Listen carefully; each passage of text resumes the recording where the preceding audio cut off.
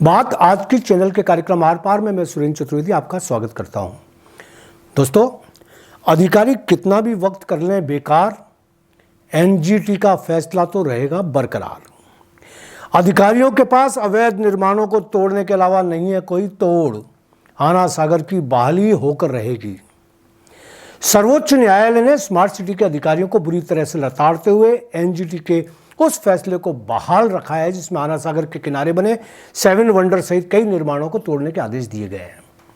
कल हुई सुनवाई में स्मार्ट सिटी के एक्स्ट्रा स्मार्ट अधिकारियों ने अदालत से एनजीटी के फैसले पर स्टे मांगा था, मगर न्यायालय ने स्टे नहीं दिया। उल्टा अधिकारियों को अब तक फैसला न मानने पर आड़े हाथों लिया। मामले में स्टे न मिलने पर जिला प्रशासन अपने स्तर पर तोड़फोड़ के लिए आज भी स्वतंत्र है। सरकार बदल जाने से हो सकता है जनप्रतिनिधियों का दबाव प्रशासन पर पड़े और कार्रवाई शीघ्र हो जाए। यहां बता दें कि विधायक और विधानसभा के अध्यक्ष माननीय वासुदेव देवनानी ने हमारे एक कार्यक्रम में आना सागर के साथ हुए अत्याचार पर गंभीर चिंता व्यक्त की थी। तब प्रशासन कांग्रेस सरकार की चापलूसी में हाजिर था, मगर भाजपा सरकार आने के बाद माना जा रहा है कि प्रशासन अब शीघ्र ही ठोस कदम उठाएगा। मजेदार बात यह हुई कि कल अजमेर विकास प्राधिकरण के आयुक्त नित्या के अपनी टीम के साथ 7 वंडर अवैध इमारत देखने गई। वहां गंदगी देखकर उन्होंने अपने अधिकारियों को साफ सफाई करवाने के निर्देश देकर कमाल कर दिया।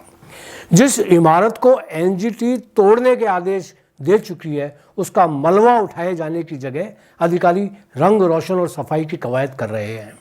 आयुक्त महोदया, यदि साफ सफाई ही करवानी है तो शहर में दर्जनों ऐसे स्मारक हैं जहां रात दिन परिंदे और अन्य जीव जंतु शौच आदि से निवृत्त होने आते हैं। अपने मातहत अधिकारियों को उनकी सार संभाल और नियमित रूप से साफ सफाई के निर्देश देकर कभी उन स्मारकों का भी अहिल्या की तरह उद्धार तो कर दो। अजमेर आपका ऋणी रहेगा। स्मार्ट सिटी के भयंकर स्मार्ट अधिकारी सर्वोच्च न्यायालय तक जाकर अपनी करतूतों को बचाए रखने का प्रयास कर रहे हैं, मगर मैं तो विगत 5 सालों से आगाह कर रहा हूं कि अधिकारी कहीं तक का भी जोर लगा लें, कहीं तक का भी मतलब कहीं तक का भी, उनको उनकी करतूतों का नतीजा भुगतना ही पड़ेगा। आना सागर की नकली जमीन पर हुए सारे निर्माण ध्वस्त होकर ही रहेंगे। मित्रों, आपको याद होगा कि पिछले सत्ताकाल में जब डॉक्टर रघु शर्मा, भवानी सिंह देता, गौरव गोयल, विश्व मोहन शर्मा का दबदबा था और सांसद भागीरथ चौधरी, विधायक वासुदेव देवनानी, अनीता बघेल, मेयर ब्रिजलता हाड़ा सब मिलकर स्मार्ट सिटी योजना में चल रहे घपलों को लेकर कलेक्टर से मिलने गए थे, तो प्रशासन ने उनके ज्ञापन को रद्दी की टोकरी में डाल दिया था। और तो और शहर के माफियाओं, गहलोत सरकार के मंत्रियों और अधिकारियों ने मिलकर हाई कोर्ट की उस कमेटी को भी बेआबरू कर दिया था जिसके मुखिया राज्य के सबसे ईमानदार प्रशासनिक अधिकारी डॉक्टर समित शर्मा थे। डॉक्टर समित शर्मा ने जब आना सागर के मसले पर कार्रवाई शुरू की और आना सागर के आसपास बनी सभी अवैध बिल्डिंगों में रेड क्रॉस लगवाने शुरू किए, तो सारा माफिया तंत्र एक हो गया और राज्य के बड़े स्तर के एक नेता ने समित शर्मा को पता नहीं कौन सा मंत्र पढ़ा दिया कि उनकी रिपोर्ट किसी नाले में डूब गई। हाई कोर्ट द्वारा बनाई गई कमेटी को गाय खा गई।